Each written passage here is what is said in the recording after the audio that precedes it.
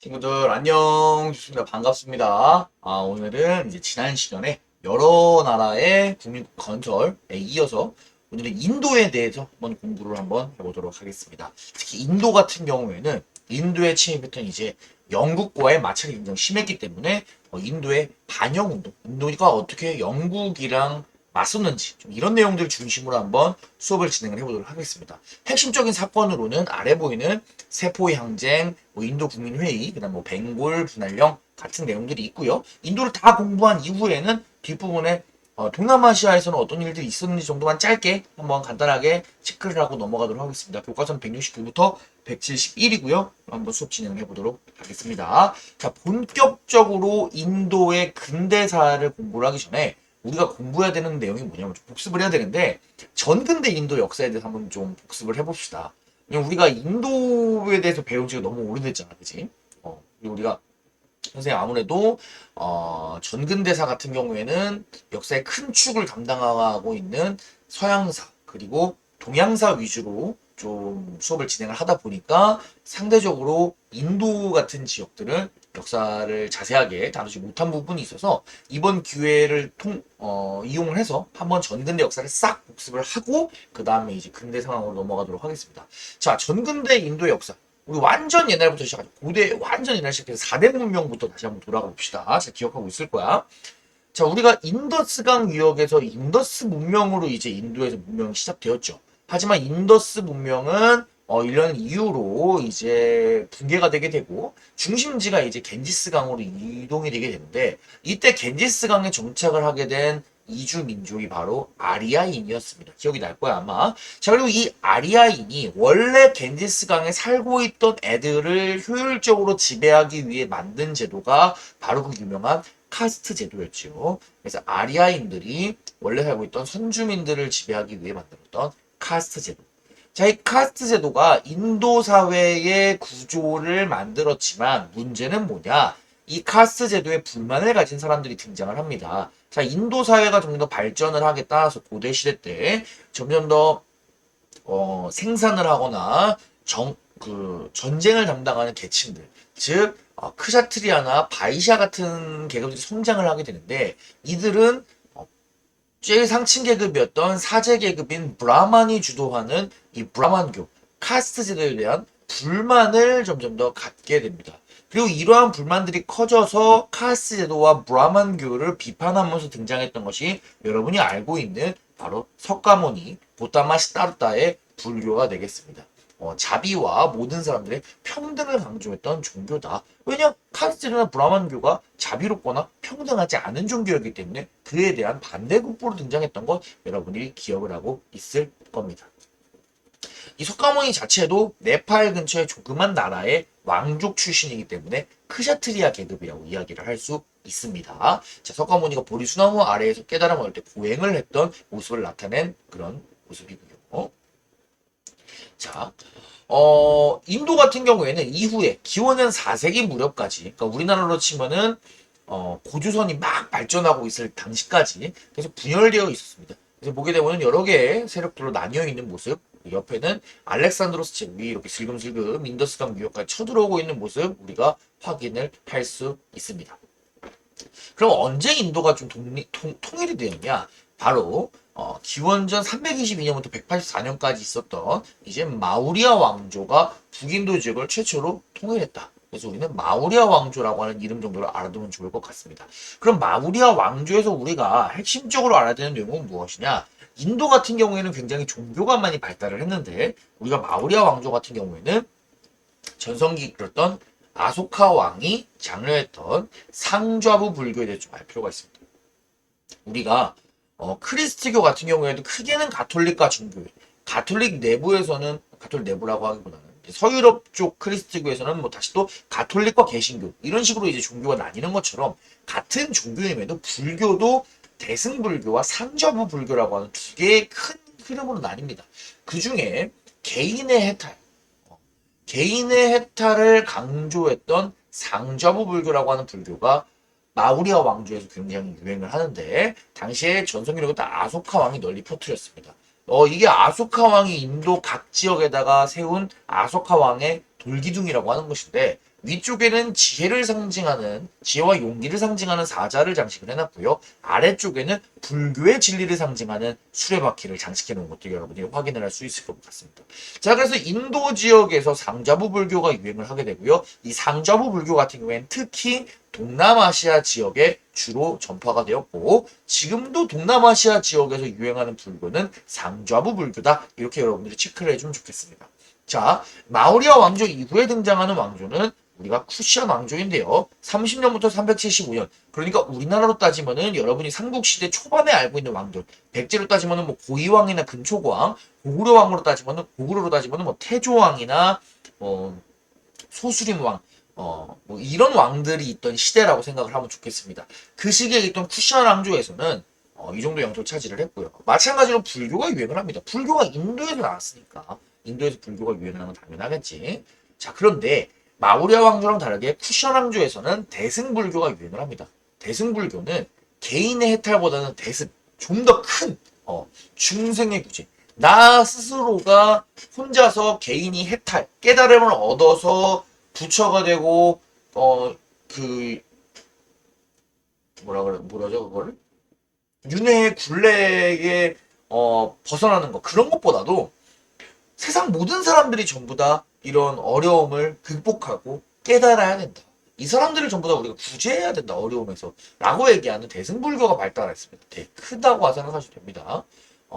근데 이 대승불교 같은 경우에는 어떻게 되었다? 위쪽으로 와가지고 어디로 전파되었다? 동아시아 지역. 한국, 중국, 일본 쪽에 전파된 불교가 대승불교다. 그래서 우리가 같은 불교지만 우리나라에서 유행하는 불교랑 이 동남아시아 여행 가만 보게 되는 불교랑은 조금 계열이 다르다. 이런 것도 여러분이 잘 알아두면 좋겠습니다.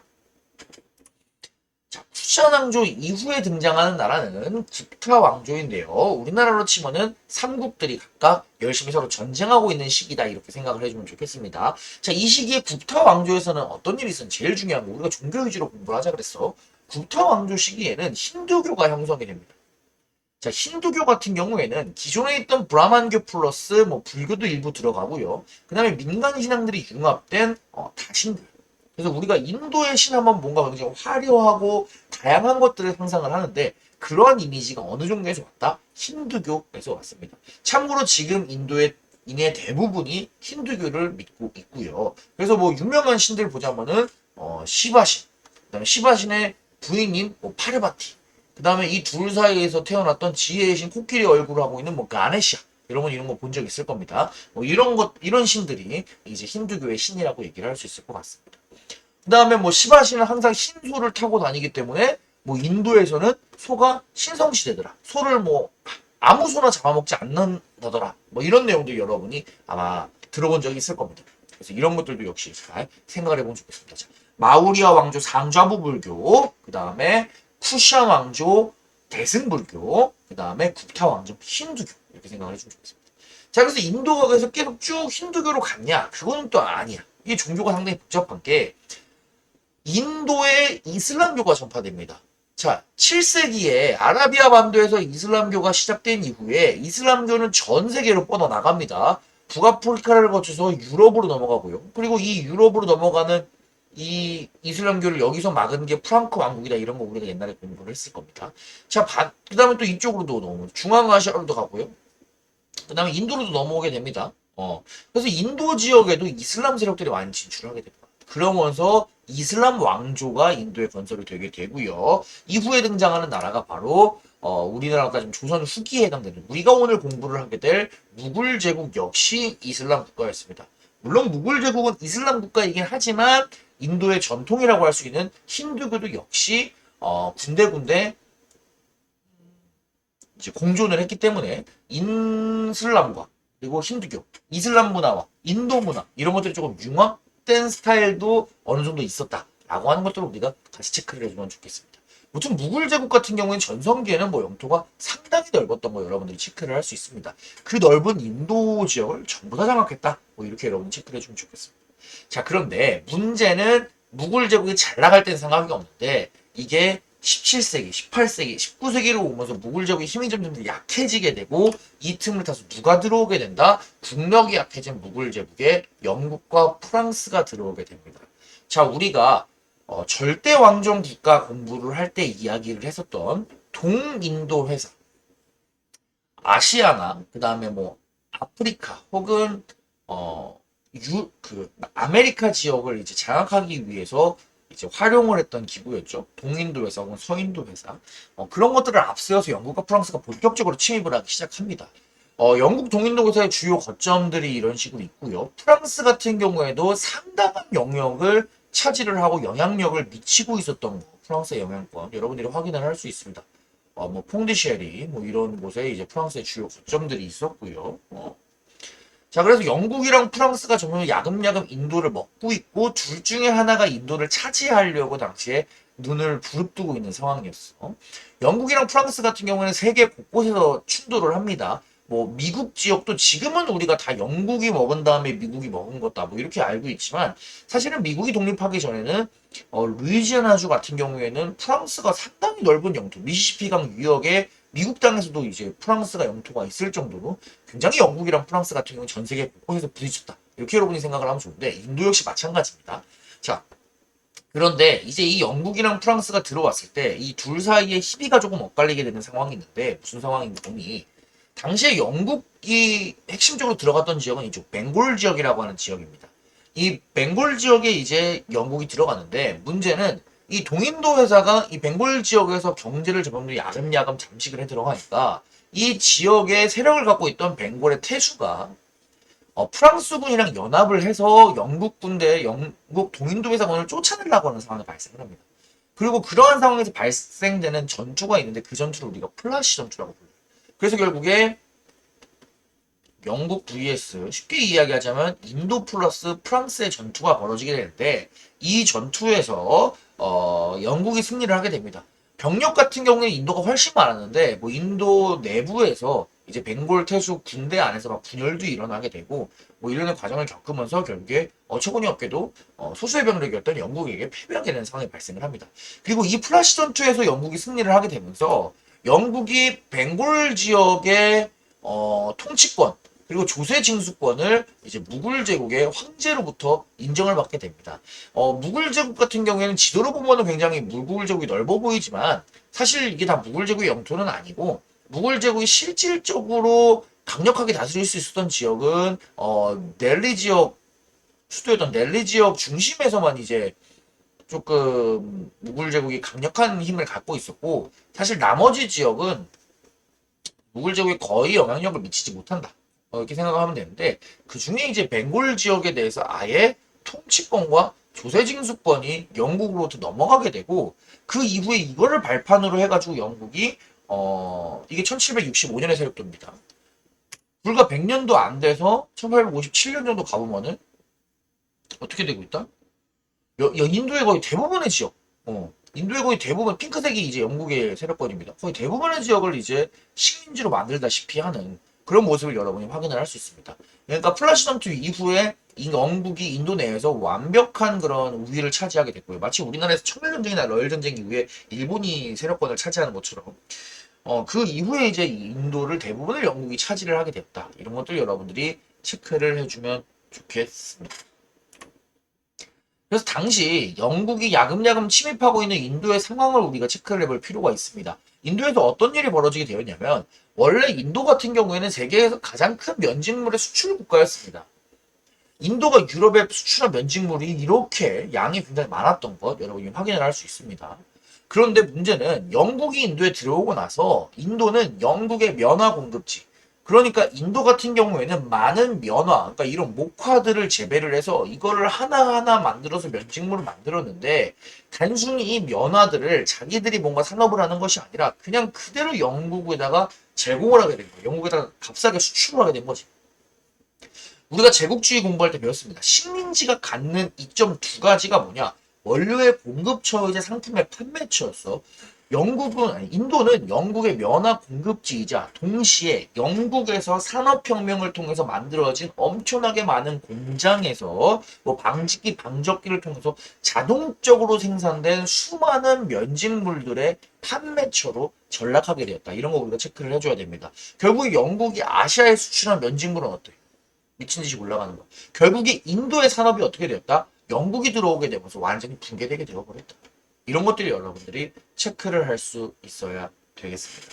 자, 산업뿐만이냐? 아닙니다. 지방도 완전히 붕괴되는데 무슨 일인고 하니 원래 당시에 무굴 제국의 이제 세금 시스템은 어땠냐면 여러 개의 땅들이 있으면 각각 그 땅에 자작농민 1, 2, 3, 4가 자기네 땅을 열심히 농사를 지으면은 이 세금을 누가 걷냐?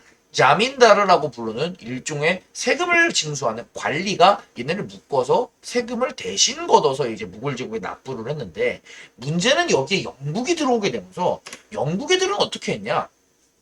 토지 개혁을 실시할 때 이 자민다르라고 하는 관리가 원래 세금을 단순히 걷는 애들이었어.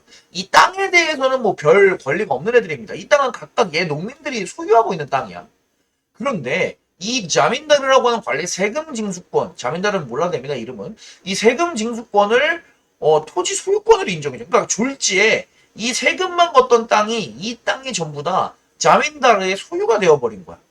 그러다 보니까 엄청난 대지주들이 탄생을 하게 되는 겁니다. 자, 영국이 토지를 개혁하면서 이러한 대지주들이 등장을 했고요. 이런 대지주들이 토지 소유권을 갖게 되니까 당연히 원래 그 땅의 소유권을 갖고 농사를 짓고 있던 이러한 농민들 1, 2, 3 자작농민 소지주 등은 무거운 세금들이 부과를 되게 되고 결국에 자기의 권리를 빼앗기게 되고 인도인의 생활 수준이 궁핍해지고 어려워질 수밖에 없었다. 결국에 인도의 지방이 붕괴되었다라고 하는 것들 여러분이 체크를 해줘야 됩니다. 결국 산업도 붕괴되고 지방도 붕괴되는 영국 지배하에 인도가 어려운 상황에 처했다. 이런 것도 여러분들이 체크를 해줄 수 있어야겠습니다. 자, 이러한 상황에서 영국이 가만히 있지 않았습니다. 인도 사람들이. 민족운동이 시작됐는데 대표적인 다양한 계층이 참여했던 대규모 반영 민족운동을 우리는 세포위 항쟁이라고 부릅니다. 세포위들이 시작되어서 전민족적으로 확대되던 항쟁이다 라고 불러서 우리가 세포위 항쟁이라고 부르는데요. 자, 이 세포위 같은 경우에는 원래는 동인도 회사에 소속되어 있던 용병들이었어요. 그러니까 원래 사실 어떻게 보면 영국 편이라고 볼 수도 있겠죠. 근데 이제 이 동인도 회사 애들이 세포위들에게 지급하는 탄약 포장지. 당시에 총을 쏠 때는 지금 같은 경우에는 총을 쏠 때 총 아래쪽에 남자친구들은 많이 본 적 있을 거야. 탄창을 탁 결합을 해가지고 총을 쏘는 개념이지만 당시에는 이제 소총의 앞부분에 화약을 넣고 총알을 넣은 다음에 이렇게 총이 이렇게 있으면 여기다가 화약을 앞부분에 총구 총 그 입구에다가 넣고 그 다음에 화약을 넣고 총알을 넣고 이렇게 막대기로 쑤셔가지고 그 다음에 총을 쏘는 시스템이었는데 이 총알이랑 화약을 낱개로 포장을 하는 이 탄약 포장지 이거를 지급할 때 문제가 생겨. 왜냐? 이 탄약 포장지에다가 이게 뭐 잘 찢어지게 할 수도 있고 그 다음에 가만히 있으면 눅눅해지니까 코팅을 해야 되잖아. 그래서 이걸 기름 코팅을 하게 되는데 이 기름을 소랑 돼지 기름으로 코팅을 했다라고 하는 소문이 당시에 세포이들에게 돕니다. 인도 사람들에게. 근데 문제는 뭐냐? 이 기름을 이 총알을 탄약 포장지에서 뜯어서 넣을 때 이 탄약 포장지를 이빨로 뜯어가지고 여기다 이렇게 붓게 돼 있단 말이에요. 그림으로 잘 돼 있죠. 이 이빨로 탄약 포장지를 뜯어가지고 여기다가 총알을 착 넣게 돼 있는데 장전을 하게 돼 있는데 문제는 이 기름이 소랑 돼지 기름이었던 거예요. 당시에 이슬람이네 무굴 제국 사람들은 이슬람교 아니면 힌두교, 힌두 사람. 근데 힌두교에서는 소를 신성시하고 이슬람교에서는 돼지를 낮춰보기 때문에 먹지 않습니다. 결국에 소랑 돼지를 먹는다는 것은 이 인도 사람들에게는 생각할 수 없는 일인데 소랑 돼지를 입으로 뜯어서 하게 돼 있으니까 인도 사람들이 야 이거 영국 애들이 우리 종교를 탄압하는 거다. 민족 종교라고 할 수 있는 힌두교가 그 다음에 당시에 무굴 제국의 메인 종교였던 이슬람교 이러한 종교를 탄압하려고 하는 영국 애들의 회책이다 라고 하는 얘기가 나오면서 이것을 바탕으로 이제 전국적으로 봉기했던 것이 세포위 항쟁이 되겠습니다. 그래서 뭐 이런 식으로 잘 싸우고 있네요. 세포위들이. 사실 뭐 세포위 항쟁에 성공하지는 못합니다. 영국 사람들에게 진압을 당하게 되시고. 그래서 그 과정에서 어떤 일이 있었냐? 세포위 항쟁이 일어나 보니까 영국인들이 이거 안 되겠는 거야. 이 인도 애들 생각보다 민족 의식도 강하고 이대로 가다가는 지배 못하겠는 거야. 그래서 무굴 제국 당시에 이제 힘이 약했던 무굴 제국 황제를 아예 폐위시켜 버리게 되고요. 그 결과 무굴 제국은 멸망을 하게 됩니다. 그리고 그 이후에 이제 원래 동인도 회사가 이제 영국에 인도에 진출을 했었다면 그 동인도 회사가 이제는 우리가 하지 않고 직접 영국 본국에서 무슨 동인도 회사 같은 그런 단체를 통하는 게 아니라 영국에서 직접 인도를 다스려 주세요 라고 해서 이제 영국이 아예 인도를 직접 지배하게 되고 영국의 여왕이 이제 인도까지 다스리게 되는 영국령 인도 제국이라고 하는 게 성립을 하게 됩니다. 인도가 완전한 영국의 영토가 되는 거예요. 그러니까 우리나라도 1876년부터 1910년 사이에 일본 야금야금 들어왔잖아. 근데 그러다가 정말 진짜 일본한테 완전 먹힌 게 1910년이었잖아. 그죠? 근데 그런 것처럼 인도도 이제 영국한테 완전히 먹혀버린 게 이제 무굴 제국이 세포의 항쟁 이후에 무굴 제국 멸망하고 이제 영국령 인도 제국이 성립하는 이 시기다. 이렇게 생각을 해주면 좋겠습니다. 인도가 영국한테 한 페이지 넘겼습니다. 170페이지야. 자, 인도가 영국한테 먹혔다 그래서 인도 사람들이 가만히 있지는 않습니다. 인도 사람들은 꾸준히 독립을 위해서 노력을 했습니다. 그중 대표적인 것이 바로 뭐냐면 인도의 정치단체인 인도국민회의라고 하는 단체. 1885년에 결성이 되었는데요. 자, 세포의 항쟁 이후에 이제 인도에서는 지식인이랑 자본가들이 많이 등장을 했습니다. 그런데 이들이 돈을 많이 벌고 많은 지식들을 깨우치다 보니까 오히려 반영 운동에 뛰어들게 되는 거야. 영국의 반대 운동에 뛰어들게 되는 거야. 영국이 인도인들의 발전에 장애가 된다고 생각을 했겠지. 근데 그러다 보니까 영국 입장에서는 지금 인도를 이끌어 나가는 건 결국에 지식인이나 자본가들인데 이들을 좀 우리 편으로 포섭하면은 어느 정도 인도인들의 불만을 잠재울 수 있지 않을까? 라고 하는 생각이 들어서 오히려 인도 국민회의를 결성하는 것, 지식인이나 자본가 등등이 만드는 이 인도 국민회의 결성 오히려 처음에는 지원을 해줍니다. 마치 1919년 3.1운동 이후에 일본 애들이 이른바 문화 통치를 해서 우리나라를 어느 정도 도와주려고 하는 듯한 기만적인 정책을 취한 거랑 비슷하다고 여러분이 이해를 하면 좋겠습니다. 자, 인도 국민회의 같은 경우에는 그래서 처음에는 영국의 협조적이었어. 이 영국의 작전이 어느 정도 먹히고 있는 거죠. 그런데 이제 이 인도 국민회의가 나중에는 방향을 틀어서 반영운동에 앞장서는 계기가 있는데 그것이 바로 영국 정부에서 발표했던 벵골 분할령이라고 하는 그런 명령입니다. 자, 벵골 분할령 뭐냐? 이쪽 벵골 지역입니다. 여러분 아까 영국에 봤죠? 근데 이 벵골 지역을 반으로 분할한다는 거야. 그래서 서쪽 지역에는 힌두교도만 살고 동쪽 지역에는 이슬람교도만 살아라. 이렇게 명령을 내립니다. 아니 멀쩡히 살고 있는데 왜? 그러니까 이제 영국 애들 입장에서는 이렇게 얘기를 합니다. 동서ben골 지역이 너무 사람도 많고 복잡하다. 다스리기가 어렵다. 효율적으로 다스리기 위해서 이렇게 하는 거다. 라고 얘기를 하는데 인도 사람들이 생각하기에는 이것은 벵골 지역이 워낙 민족운동이 활발하니까 이거를 반으로 잘라서 힌두교도인들과 이슬람교인들 사이의 분열을 만든다. 그러니까 인도인 대 영국인이 아니라 힌두교도 인도인과 이슬람교 인도인 사이의 분열을 만들어버려서 상대적으로 영국이 이득을 보겠다라고 하는 일종의 분열 정책이다라고 이제 인도인들이 받아들이게 되고 그 결과 이제 원래는 영국이 협조적이었던 인도 국민회의가 반영운동에 앞장서게 되었다. 이런 것들 여러분들이 체크를 해주시면 되겠습니다. 그래서 인도 국민회의에서 어떤 것들을 했냐? 영국 상품을 불매하고요. 그다음에 스와데시라고 불리는 인도 국산품 애용, 영국 면직물 사용하지 말자 이런 것들이 있습니다. 왜 우리나라도 옛날에 자스다리 우었던 망가리우 이런 것처럼 우리가 만든 것 우리가 쓰자. 물산 장려 운동 이런 거랑 비슷하다고 생각하면 좋겠습니다. 그다음에 수와라지 정치적으로 자치를 획득하자. 영국을 몰아내자. 그다음에 인도 국민을 위한 인도 민족 교육을 실시하자. 이런 갖가지의 내용들을 주장했던 것이 인도 국민회의다. 이렇게 여러분들이 체크를 하시면 되겠습니다. 하지만 물론 인도 국민회의가 바로 그냥 인도를 독립시키는 데 성공을 하는 건 아니고요. 인도의 독립은 아직 몇십 년 조금 더 뒤로 가야지, 세계대전 이후로 가야지 이루어진다 라고 하는 부분들 우리가 체크를 해주면 좋겠습니다. 세계대전 이후에 인도가 독립을 하고 막 그 과정에서 간디 이런 사람, 유명한 사람들 활약하는 내용은 우리가 나중에 또 차차 배울 기회가 있을 거라고 생각을 합니다. 그래서 오늘은 세포의 항쟁, 인도국민회의, 벵골 분할령 정도로 여러분들이 체크를 해주면 좋겠습니다. 자, 수업을 마치기 전에 동남아시아 지역도 한번 확인을 한번 해보도록 하겠습니다. 자, 동남아시아 지역 태국, 다른 말로는 타이죠. 태국에서는 어떻게 됐냐? 당시에 라마 5세라고 하는 황제가 서양을 본다서 적극적인 개혁을 실시를 했습니다. 예를 들어서 뭐 노예제를 폐지하고 근대 교육을 실시하고 등등의 많은 개혁을 했어. 그 결과 동남아시아 지역에서 유일하게 독립을 유지할 수 있었다. 이런 거 여러분들이 체크를 해주면 좋겠습니다. 당시에 태국이 독립을 유지할 수 있었던 거는 뭐 라마 5세의 활약도 있지만 사실 좀 중재 정세 같은 것도 있는데 이쪽 지역 여기가 인도가 있잖아, 그렇지? 그래서 이쪽 지역은 누가 있었냐? 영국이 있고 그 다음에 이쪽 지역은 누가 있냐? 프랑스가 있습니다. 그래서 영국과 프랑스가 딱 중간에 만나는 지역이 또 하필 태국이야. 그래서 중간에 끼어 있었기 때문에 약간 완충 지역의 역할로서 동남아에서 유일하게 독립을 유지할 수 있었다. 뭐 이런 것들을 여러분 체크해 주면 좋겠습니다. 뭐 그렇다고 해서 우리가 태국을 얕볼 건 아니고요. 유일하게 독립을 유지했다는 건 대단한 일입니다. 그렇죠? 그래서 라마 5세라고 하는 사람이 활약을 했다. 이런 거 정도 알아두시고요.